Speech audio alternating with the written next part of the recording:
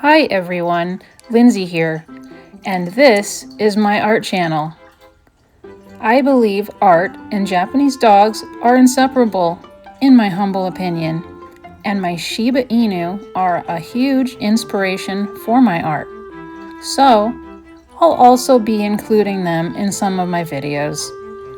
Please join me as I navigate creating art and explore the beauty of nature with one of Japan's most delightful living treasures, the Shiba Inu.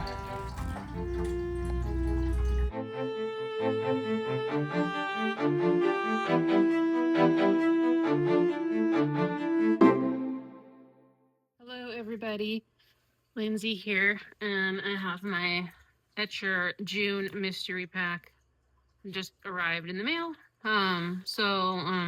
Unbox this.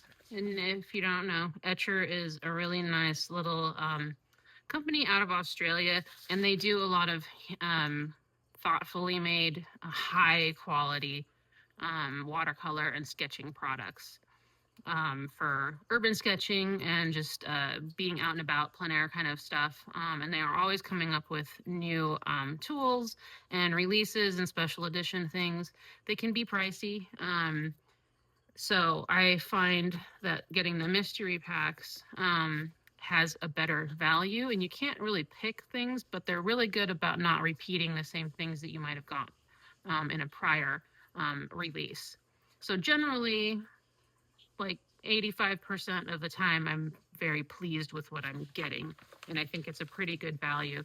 And then also, people do resell things that they have duplicates of, and they sell really fast on the buy and sell groups for this market.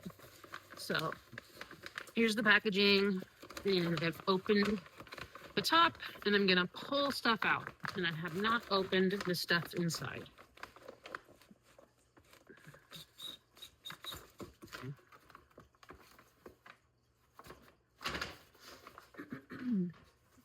They had a dog show all weekend, so I do dog shows. That's my other obsession. Um, so that was pretty fun. And today's Monday. I had COVID all the last couple of weeks, and um, so I'm excited to get back into it, have a little more energy, and it was fun. I went to watch the dog show on Sunday, and it was a nice little fairgrounds. It was really pretty. Not even fairgrounds. It was like a golf course. It was amazing.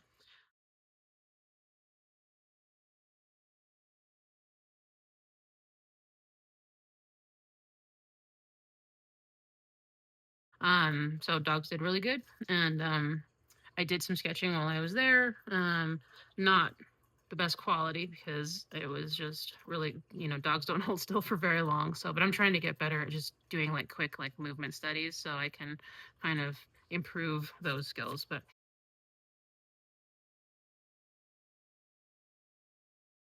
anyway, this feels like a watercolor pad block to me, and it is.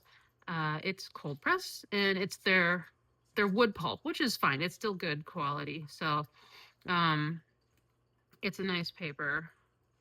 Yeah, I've used, I think, the wood pulp um, hot press perhaps, but I don't remember about this one.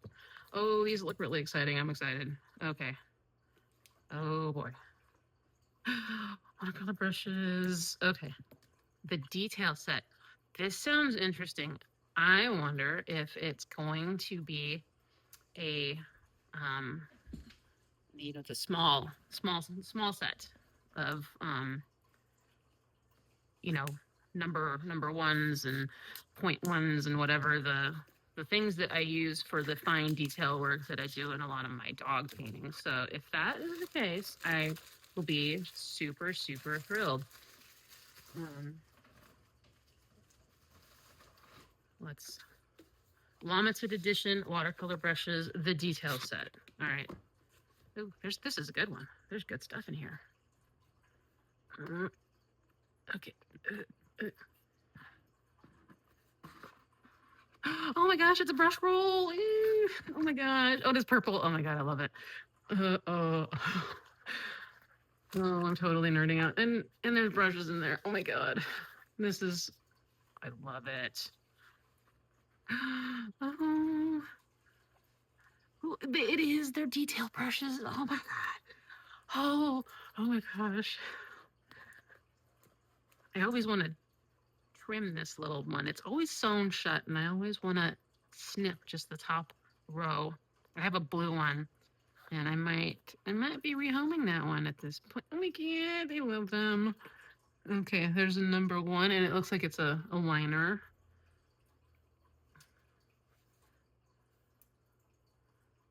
And the zero. Oh, these are beautiful.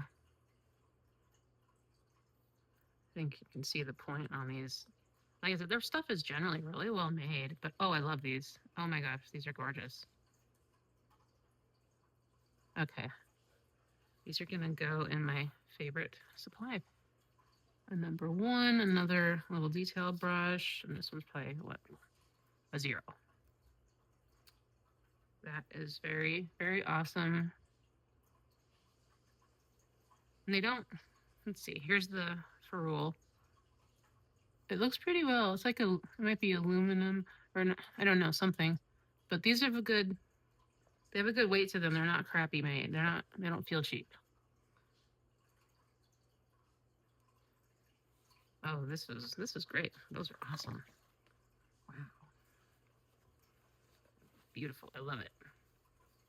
And I love the little llama thing that they always put on that. Okay. So that's over here. And it's ooh, let's open this up and get it out of, actually, it looks like one of the accordion horse, an extra one, aluminum edition. Yeah, hot press. Okay, hot press. All right. I think I'm gonna open. I'm gonna leave it sealed, because I'm not gonna use it for a while, and I, I kind of like to keep them sealed until I'm using them, just in case that helps preserve the sizing better. I don't know if it really does, but okay. And a plum hot press, another hot press. What's the weight of the paper? 220 GSM. I really do like the sketchbooks. I have been bringing their sketchbooks with me whenever I'm. Oh, I don't have my. I'll have to go and grab it later, but I'll show you some of the drawings that I've got. Oh, okay, this one's going to be palette set. It includes 4 stencils, 4 color swatches, 3D printed. Oh, those are that's different. Limited edition trio palette case. It is. I don't have that. I have not gotten one of those. Okay, this one's amazing. This is great.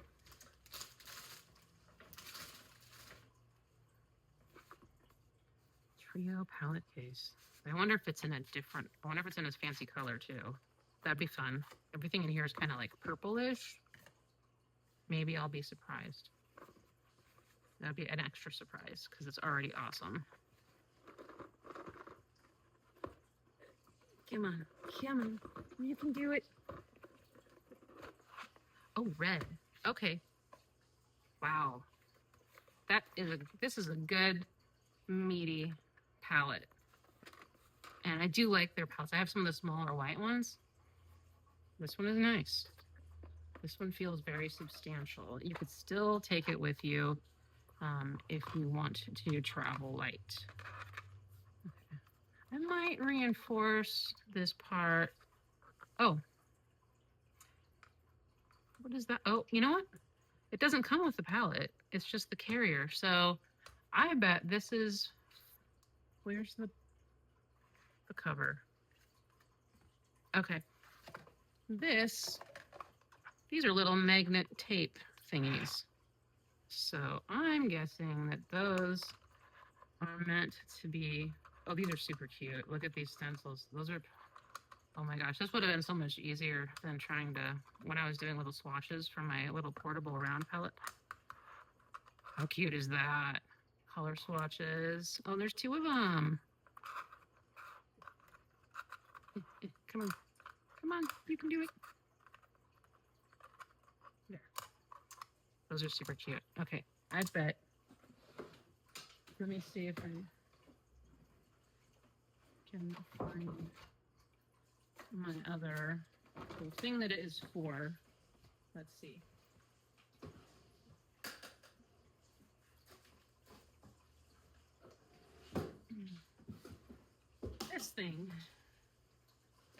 This thing right here, it is for this. And it's to help it stay, oh, these are airtight, by the way. Oh, there we go. Okay. So I'm guessing this is one for top, one for bottom. So it stays in there. And they're ceramic. They're porcelain. I like it like that. I like this. Yeah. Yeah, that's what I'm guessing it is. So one on the bottom, one here. Yeah, these are this is filled with yellow, and it's supposed to be a travel palette. I got this in a prior release. And I think it's cute.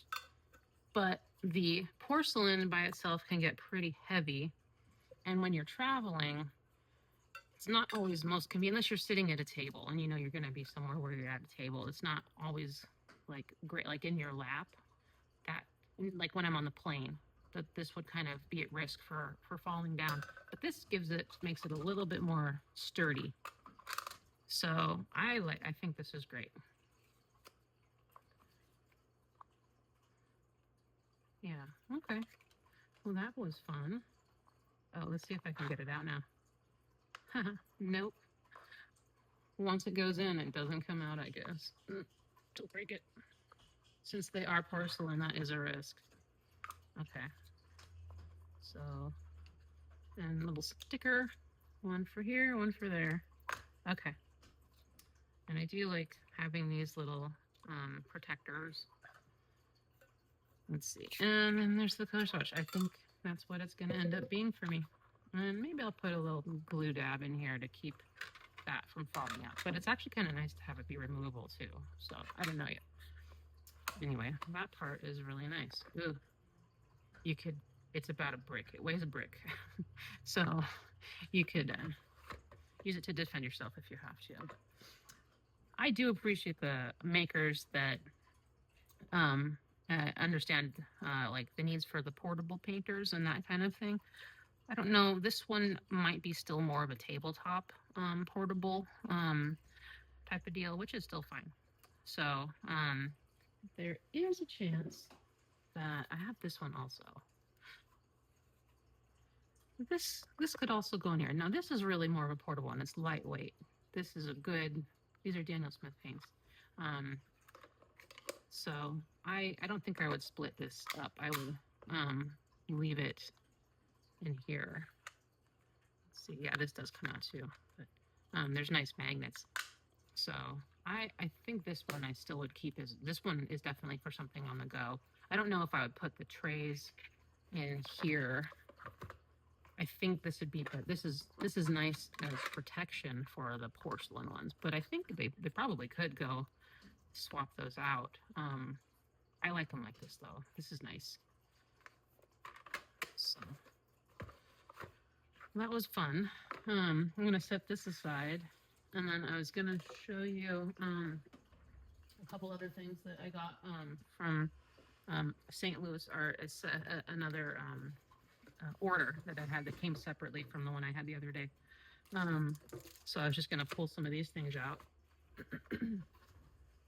And I'll show you all the fun things that I got in here.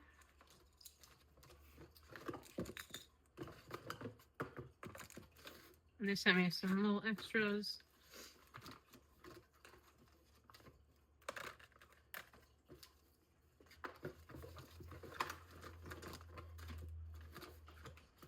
So, got a couple little extra things. This is interesting. It's a multimedia speedball. And the paper is good quality. You could paint on this real easy. This is thick enough that you could definitely do watercolor, not heavy washes, but I think it's really quality. Let's see if I'll have to find out if this is all cotton or if it's paper pulp or whatever, but it's a nice weight. The paper has a nice weight to it, so that'll be fun to do some playing around with. And let's see. Oh, and I've been using, I like micron pens anyway, and I've been using the old like plastic nib. And I got one of these in a Sketchbox kit, and I tried it, and I really liked it for the sketching. And it's got more of a flexible nib, and it doesn't skip the or it, get clogged up or pushed in like some of my other micron pens. I'll set this down and grab one, and you can see what I'm talking about.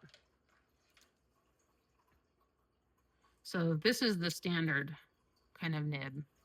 And it has this little like plastic nib on it, and it's okay. They're okay. I like this one because your line pressure can vary, and you can get different widths of the line. And like I said, it doesn't skip, and it seems to be a little bit more sturdy. So I got a black one and a brown one. And lino cutters, I've been doing a little bit more with that. So these are fun. Glue stick, mine dried out. So I'll be able to do some multimedia stuff with that. And then ultramarine blue, that was an extra. So M-gram, good quality. Gouache. And then I did get some ink collection cards.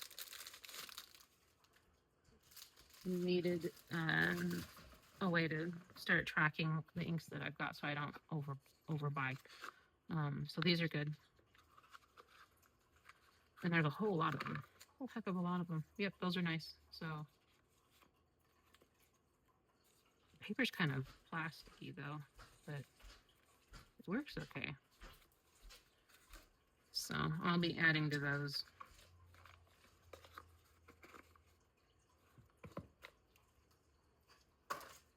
And this is a Tintoretto 545 size 0. I don't have one of this size. My favorite paintbrushes are Tintoretto. And I do use those in my classes. When I take classes, I always bring those because you want to have something nice a nice tool that makes you feel good about what you're doing too.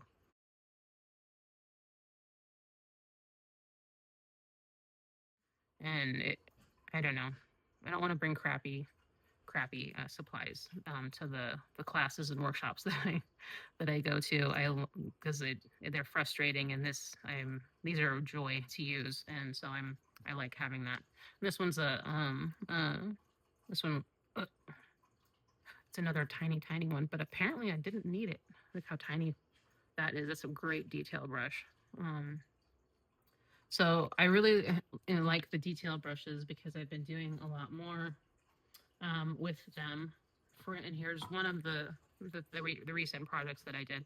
And I use the detail brushes a lot. And I'm also using really small fine nib mapping nibs to do some of the tiny hairs. So that's what I use those for. And I've been learning more about ink. I'm trying not to go into much depth with the different kinds of ink and overbuying and getting things just to collect it, because I want to be able to use things that have things that I'm gonna actually use and serve a purpose. So and I've been realizing that I like my Sumi ink, and that's a nice permanent well pigmented ink, and it's not just a dye based. And so I've learned that there's a difference with the different inks. They're not all permanent. Some of them are dye based. Those aren't light fast, and they do fade, and they can be kind of weaker. And I prefer the actual pigment inks because they give a better result for the things that I like to do with them. And you can still use water before they dry to get different tones and everything like that. So anyway, St. Louis Art. If I said Jerry's earlier, I was wrong. It's St. Louis Art. They have a bunch of vintage pen nibs, and they're high quality ones. And also another thing, I didn't realize that there's a difference. I thought they're just all kind of the same. Nope, there's a million different kinds of pen nibs, and they all serve different purposes. So I'm going to try all of these out in my little pen ink swatching. I don't like fountain pens yet. I don't have any real good experience with fountain pens. I prefer the dip pens, and so that's what I've been doing. And I'm excited to try some of these. But none of these are like generic crappy kind. These are all like 100 years old. So really steel, well made. I wanted this one and it came in the thing, so it just happened to, which is cool. So I'm definitely going to be using some of those and doing some ink swatches. Um, and I like the little bottle that I can keep these better, because right now they're just in, the ones that I've decided to keep are just in an old like glass um, thing. And there's not too many. I purged quite a few because they were crappy and I didn't really realize why. Now I understand why, now that I've been using more in ink. And then it came with a little watercolor assorted piece pack, which was which is fun because these are great for swatching. So I'm excited to put some of these to use. They look like, I don't know the type of paper. Doesn't really matter because it's just for swatching. And it was nice to have those included in there. And then some of them have some tooth, and others are more like a, they'd be fine for ink and stuff. So, but these are great size. You can make all kinds of stuff with these. So I'm always excited to get new watercolor paper to try. Even though I don't know the brand, I can kind of get an idea sometimes. So anyway, I'm gonna go and take some of my inks out and fiddle around with them, and then I will do a little ink sketching with them later on. So that's all I've got for this part. Stay tuned for part 2. Okay, I'm back, and I put the magnets in here, and it's quite sturdy, so it doesn't tip out. The little porcelain pans stay right in there, which is great. That was a nice improvement on what can be perceived as a design flaw or weakness, not a flaw. It's just a weakness with the other little metal tin. So I was gonna get my ink going, and I was gonna show you some of my nibs. So, and I'm gonna use a Speedball multimedia paper and see if it really is gonna hold up for that. So this is one that I've been trying recently, and I just got this in my St. Louis mystery reveal, and I really like the nib. It's quite nice. I like a fine point because I use it so much for the work that I'm doing.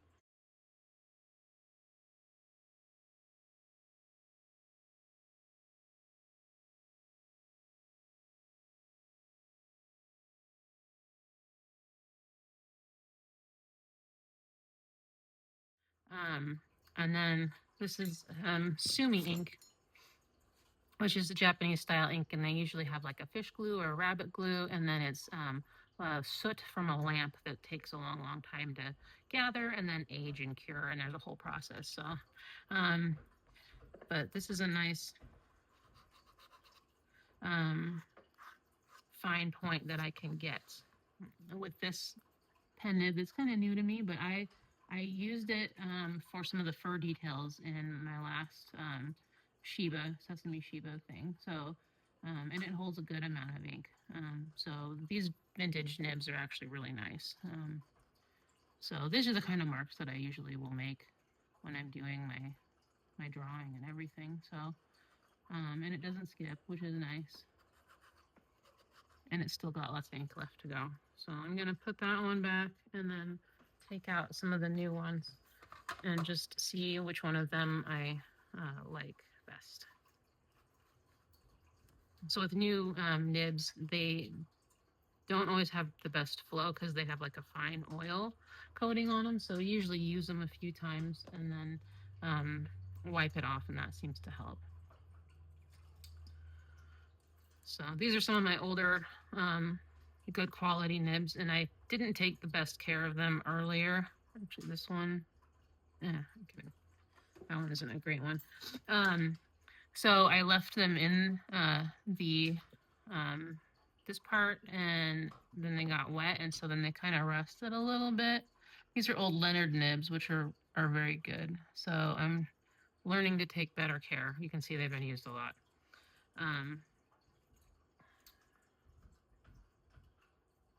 Let's see, what kind is this one? An Eva. Okay. I'm tempted to go in on one of those Kakimori nibs, but I just can't justify spending that much for one nib because they're like $70 for the brass nib. If you know pen nibs, you know what Kakimori is. They do have nice ink though, and yeah, nice pen. Sounds good.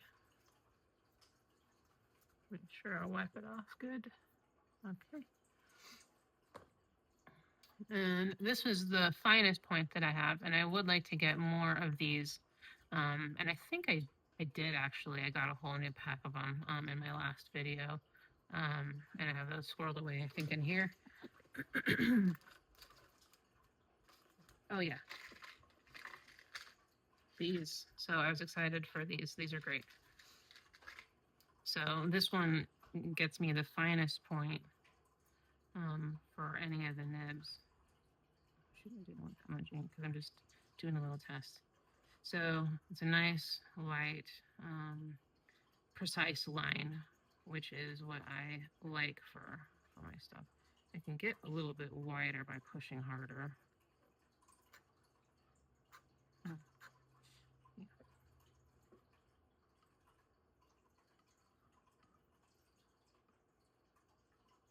Didn't mean to get that much ink in there. Otherwise, it's just wasted. That's okay.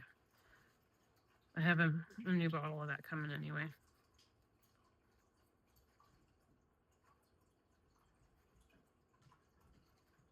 Okay. And then I have my little glass dip pen that a friend I got as a bridesmaid gift from a friend who went to Venice, and she brought back these awesome little penning things, and I never really used it a whole lot. So, but I have been using it more lately now that I understand more about the whole thing. So the thing with the glass pens, the glass dip pens, is that the ink flow is just pulled down with the gravity, and it can be a little bit, there's no flex to it, so you can't get thin and thick lines unless you're very light-handed or heavier-handed. But they do hold nice amounts of ink, so. And I kind of like writing with that. It makes me feel kind of old-timey, you know, like one step fancier than, you know, like an actual goose feather quill. But I don't know if I'm ever gonna go that far. This paper seems to handle it really well. It doesn't bleed or anything, and it's probably partly the ink. I like this Sumi ink too because it's really dark. It's not a pigment, or not a dye. It's just straight dark soot pigment, and for Japanese kind of stuff, I really like that. And I'm trying to do more more Japanese style things in my art. All right, I'm gonna try some of these new ones now. Break them in a little bit. So let's see what they can do. This is, let's see, this must be French. Metrolu, a Blanzy, something or other. It's French anyway. So I'm gonna give this one a little try. And the ink flow isn't always great right at first when you're getting a brand new pen out or a nib out, because it does have this oily material on it from the manufacture process. Oh, you can make thick and thin. That's fun. It's a little bit thicker of a line than I want, but it's still great. The difference between the good quality ones and the kind that you might get for a Christmas present that comes in like a kit. Same thing with those, like, you know, all-in-one water or paint kits, and the paint quality isn't great, but it's still an introduction. Those kind, the ones that I used to use and got a little frustrated with, it was like that. So and these are definitely like more of the professional nibs. So this one, let's see, radio pen. Oh, those are famous. Yeah, made in USA. So these are all steel, which is also very nice. Some of the other ones aren't. They're the cheaper ones can be just like aluminum. This one is going to hold a lot of ink, and I wipe some of it off because I really don't need to have a whole bunch. I like the style of it.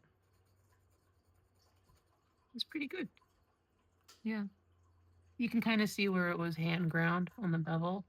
And they all have who would have known? Who would have thought that um, pen nibs are all really different like this? So let's see. Thick, thin, thick, thin. Okay. Interesting. Okay. I like that one. That one's good too.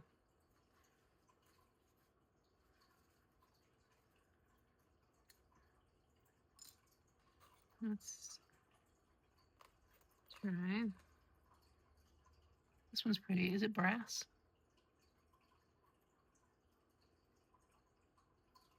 Fabric mark Parliament Feder Sunday. It's probably a German thing. It sounds like a German thing.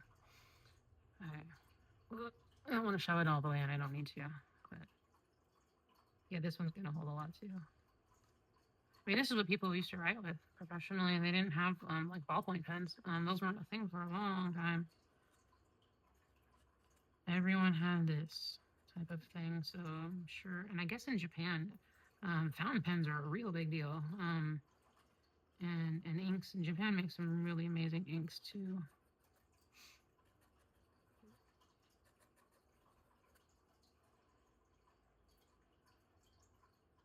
Yeah, it's interesting.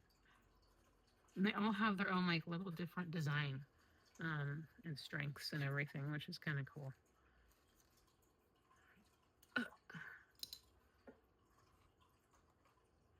I'll try. This one is similar. Let's see. Henry's. I can't really read. It's another French one. It's Blanzy. Okay. It's another French one.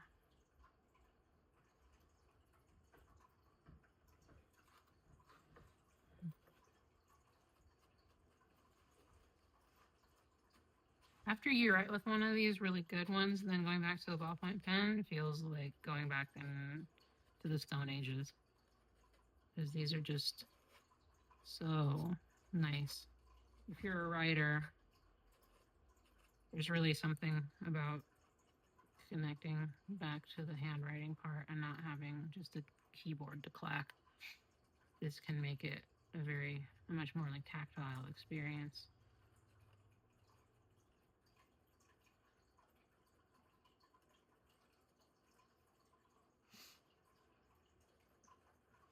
And they keep on writing forever. That's a lot of ink.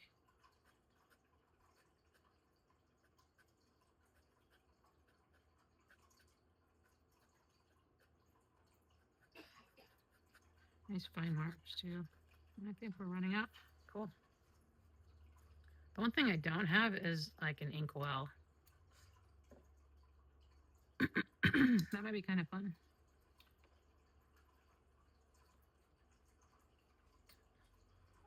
To have on my desk. Let's see. Oh, this one has a pretty flower design on it. Let's see if I can read it. Something Boulogne. Deposé. Superior. Okay. Anyway, it's a nice little sample. I think they're random. They have a whole bunch that they have in stock. And it's a nice little, yeah, it's fun. These are made 70 to 100 years ago.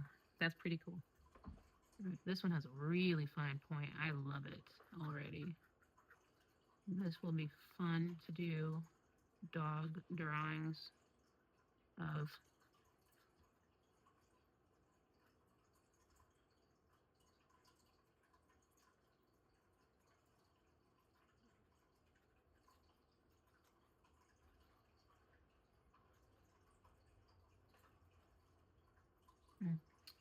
Yeah. This one didn't hold as much. I really didn't. I'm only just dipping the tip in. I'm not really going to town. Now this is the one I was hoping I would get. Look at her. She's a beaut.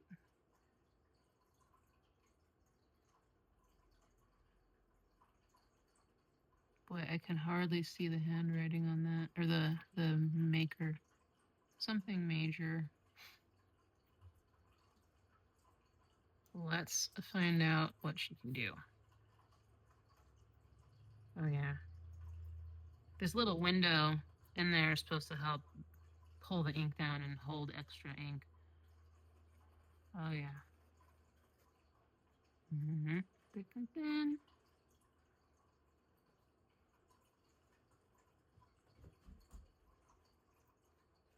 A little bit of blobbing. I think that's just a technique thing though.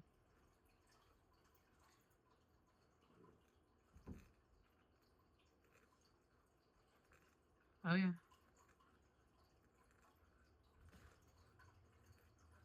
We're running out because I didn't really dip it in too much. I like this one. This one is probably going to be one of my favorites other than this a really tiny mapping nib. Yep, I love it. You can go onto St. Louis Art and get more of the pen nibs that you like, and they have them all listed on their webpage, and it's fun.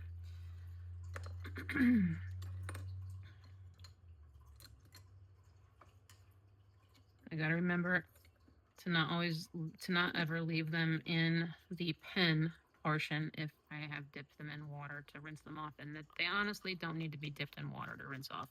You can wipe it off. Just wipe it off. It keeps them safer that way. Because you don't want them to rust or corrode inside anything. So, yep, there's the little booster things. Love them. And I'm going to take these pens out. And these are the new microns that I just recently discovered. You can do nice, fine marks. And then you can also push a little harder and you get heavier lines. And they're waterproof too. So that's always a good part with these. It's nice to have good waterproof. It's not quite as dark though. It looks gray. It's hard to see, but it looks gray next to the Sumi ink. But they're still okay for sketching. And here's the brown or sepia, which is really great. And you can do it on the side and then get a little bit broader. Yeah, nice hatch marks. And these are more convenient than, you know, it's really, you can't bring a dip pen with you when you're traveling, like on a plane. It's just a recipe begging for something bad to happen. So I don't want to deal with that part. So that's why I carry these and keep them in my kits. So I've got some other inks now that I'm gonna do swatch cards of. So I might do another video of that. And then I think that's all. Oh, here. This was what I did at the dog show.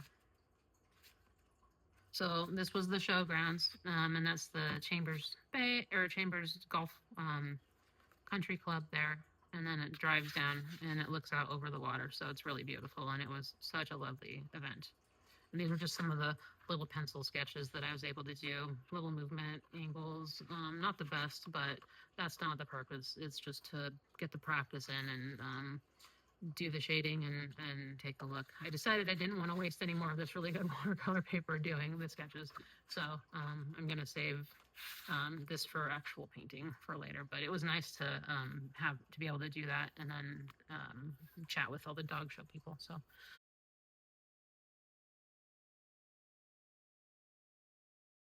I think that's it for now. And talk to you all later. Bye.